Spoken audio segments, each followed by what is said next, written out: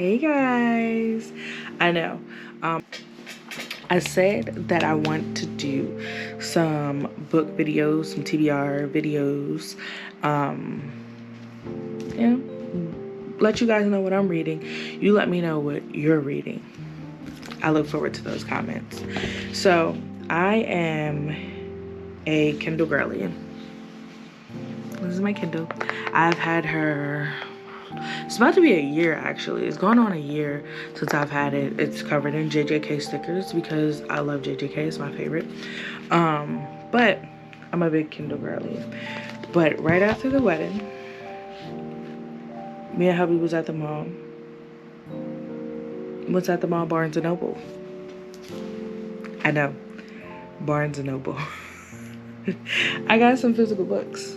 Now, I'm not saying that I don't have any physical books as a whole. I have a few, but most of my reading is on Kindle.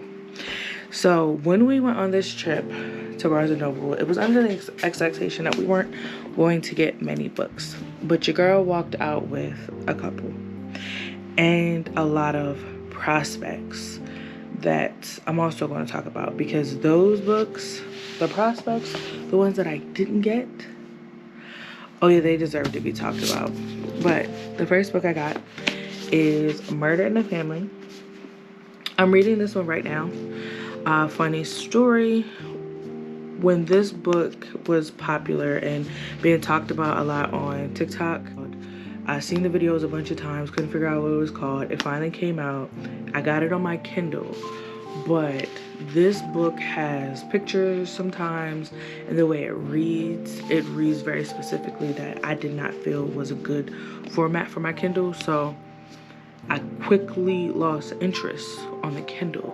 But then when we were at Barnes & Noble and I seen the physical copy, I just started flipping through the pages, and I was like, I want it in the physical version, and I am not disappointed. This book is giving me everything that I didn't know I wanted and or needed. So it's like, yes, please, thank you. No spoilers. I'm not going to give any spoilers. I am a little bit more than halfway through. My bookmark is sticking out the bottom. It's just because of the way I have it. But I'm going to read the back of it a little bit. Just so we can be here. I want you to see why I'm interested in it. Maybe you could be interested in it. And I'm on the trusty dusty iPad. So overall, this book has been rated over 35,000 times. It has 5,700 reviews, and its overall rating is a 3.76. Now, to be completely honest, me deciding if I'm going to read a book does not have much to do with what Goodreads says about it. I am a very visual person, so if a cover can entice me, that's where we're gonna go. That's where we're gonna go. Now that we talked about that, the back reads, in December 2003, Luke Ryder, the stepfather of acclaimed filmmaker Guy Howard, was found dead in the garden of their suburban family home. Guy was only a child, asleep upstairs at the time of the murder. His mother and two half-sisters were also in the house at the time, but all swear they saw nothing. Despite a high-profile police investigation and endless media attention, no suspects have ever been charged, and Guy's family has been haunted ever since. 20 years later, the sensational new streaming series Infamous is dedicated to investing and perhaps cracking this famous cold case. The production team will re-examine testimony, re-interview witnesses, and once again scour the evidence. The family will speak. The key players will be reunited on camera. The truth will come out. Are you ready to see it? Yes. Yes, I am.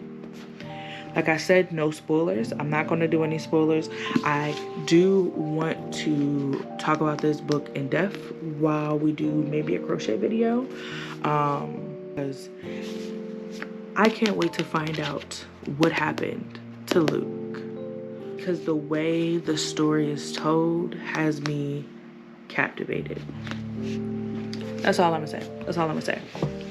The next book that I got is called These Silent Woods. Now, the reason that this book, like I said, I'm a visual type of girl. So if it catches my eye, I'm interested. I have heard nothing about this book. I've never seen it. I've never anything. So overall, just the cover and the top description on the book, the in red, is what got me. No electricity, no family, no connection to the outside world. I know what you're thinking. Ma'am, that phrase is not enough to captivate the normal person. But just looking at this picture and those words, it had me. This book seems like it's a fairly short, 271 pages of the actual story. It has some additional information in the back, but that's besides the point. Let's see what Goodreads has to say about this book that literally popped out of nowhere while I was leaving Barnes & Noble. Overall, it's been rated 78,000 times.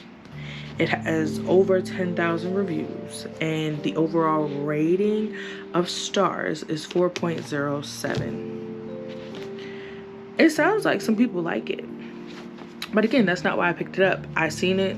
It looked interesting. I was like, let's go for it.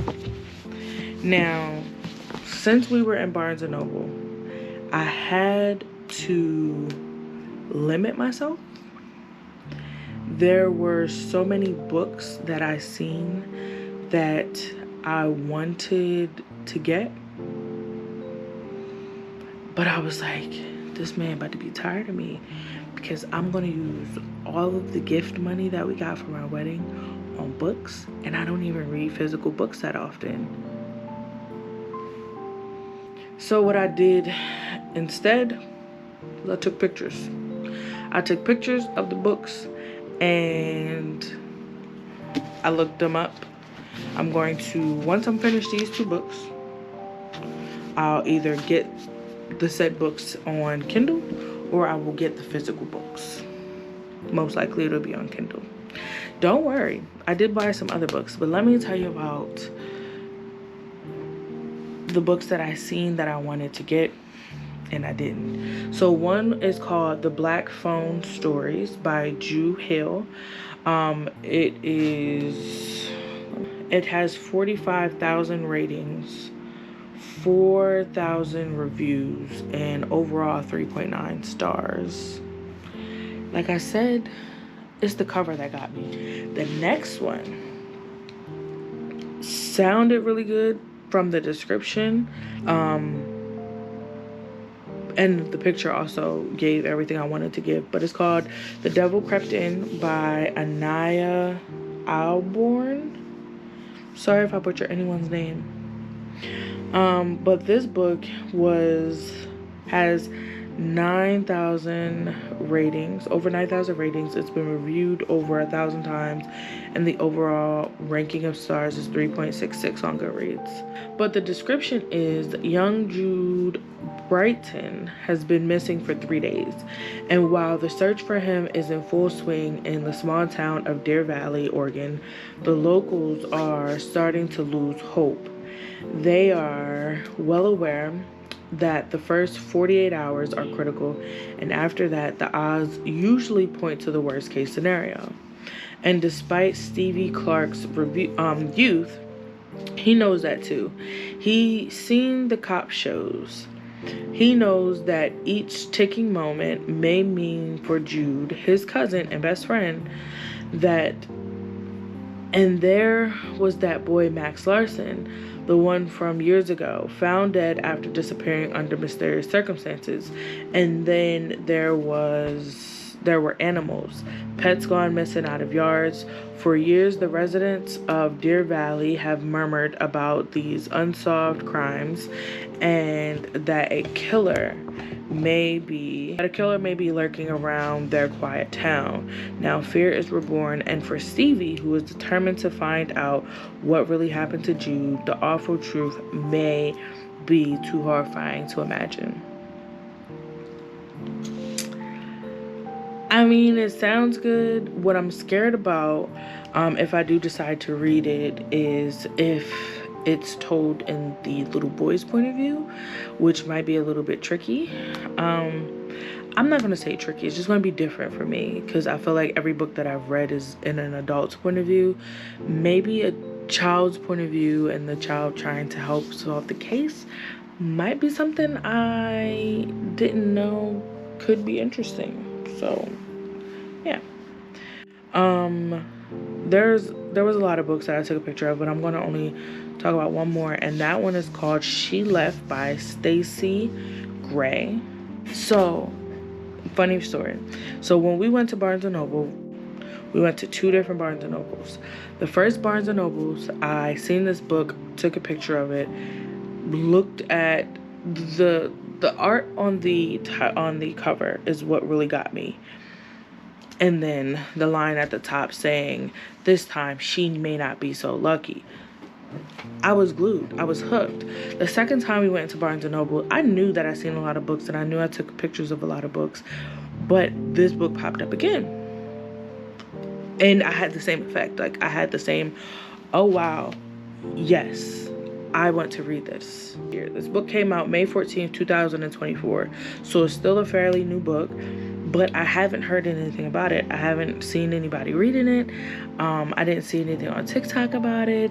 And the amount of ratings and reviews may be the reason why. So on Goodreads, there is only 1,400 ratings. It's only been reviewed 392 times, and the overall star rating is 3.21. Now listen here. I'm going to read this book description, and I hope you get that same feeling I had. 20 years ago, she survived. This time, she may not be so lucky. On the night that changed everything, Amy Brewer walked out of a house party, trudging angrily away from the friends who made her feel like she didn't belong. Within the next hour, all 5 of those friends would be dead. The Memorial Day Massacre, as it came to be called, rocked their small California community, and Amy, the girl who had walked away just in time, couldn't escape the media circus or the guilt. 20 years later, 10 people with connections to the crime have been invited to a remote cliffside house by a journalist looking to do a story on the murder. But the group quickly learns the event is not what it seems. As a storm closes in and the guests begin to die, Amy realizes there is someone in the house who knows more than they admit about what happened that night long ago, and they will stop at nothing to protect their secret. This book gives me And Then There Were None vibes, which I liked. When I first got into reading, And Then There Was None was the first book I read by Agatha Christie. I can only say nice things. That book was good. What I was upset about was the original title of the Agatha Christie book. So that's why I don't talk about that book that often, but that is what this book gives me vibes of. And Then There Was None. I'm excited nonetheless. Now, there was a bunch of other books that I've seen. They're going to be added on my TBR eventually, so they will be talked about at a later time. Now, when I got into reading again, it was not because of the Agatha Christie book. That was the first book that I read once I got into reading. It was the first full-on chapter book that I read. Prior to that, I was reading a lot of mangas, okay? I read the whole Demon Slayer series within a matter of a week or so, a few weeks maybe. I've read all of Jujutsu Kaisen. up-to-date chapters that come out.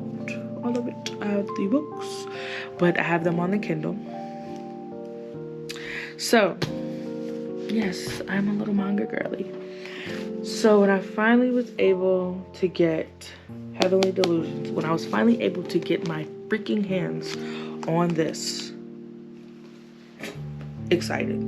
Excited is not even the word to describe it. This book is already put in a form of an anime. So there's one season currently out, and I believe it's on Hulu. Watched it. At first, when we first started watching it, it was slow for me to get into.